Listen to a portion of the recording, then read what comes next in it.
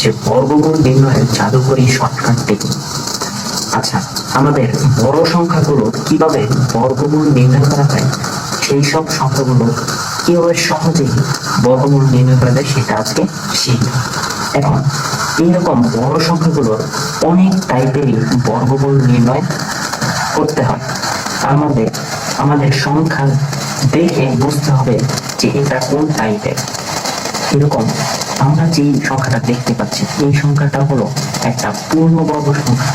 এখন পূর্ণবর্গ সংখ্যা কি, এইটা আমাদের প্রথমে চিনতে হবে। পূর্ণবর্গ সংখ্যা যেমন আছে 1 স্কয়ার সমান 1, 2 স্কয়ার সমান 4, 3 স্কয়ার সমান 9, 4 স্কয়ার সমান 16, 5 স্কয়ার সমান 25। এরকম যে সংখ্যাগুলো আছে, 25 একটা পূর্ণবর্গ সংখ্যা, 16 একটা পূর্ণবর্গ সংখ্যা, 9 একটা পূর্ণবর্গ সংখ্যা, 4 একটা পূর্ণবর্গ সংখ্যা। তো এভাবে এইরকম বড় একটা সংখ্যা যদি আমাদের পূর্ণবর্গ সংখ্যা থাকে, তখন এটা বর্গমূল নির্ণয় করার একটা টেকনিক আছে।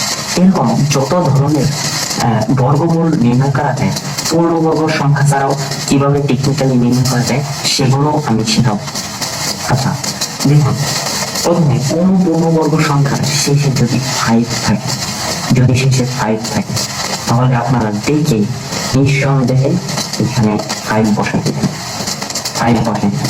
এরপরে যে কাজটা করবেন, এইখানে এই দুইটা সংখ্যা বাদ দিবেন। এই দুইটা সংখ্যা আপনি কি করবেন, বাদ দিবেন। বাদ দেওয়ার পরে আমার আছে আর কয়টা, দুইটা ডিজিট। এই দুইটা ডিজিটের মধ্যে আমরা দেখব এইখানে আমাদের যে সংখ্যাটা আছে এটা হলো 20।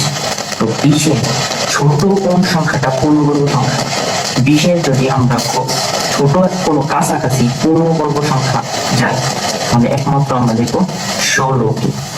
তো এই 16 আপনি ডিরেক্ট 16 বর্গ করবেন।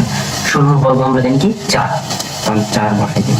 তাহলে 2025 বর্গমূল করলে আমরা 45 উত্তর পাবো। এটাই হলো আমাদের বর্গমূলের প্রথম ট্রিক্স। এরকম আজকে একটা ট্রিক্স দেখালাম, নেক্সট পরবর্তী নতুন একটা ম্যাথ নিয়ে এসে আমি অন্য একটা ট্রিক্স দেখাবো। ধন্যবাদ সবাইকে।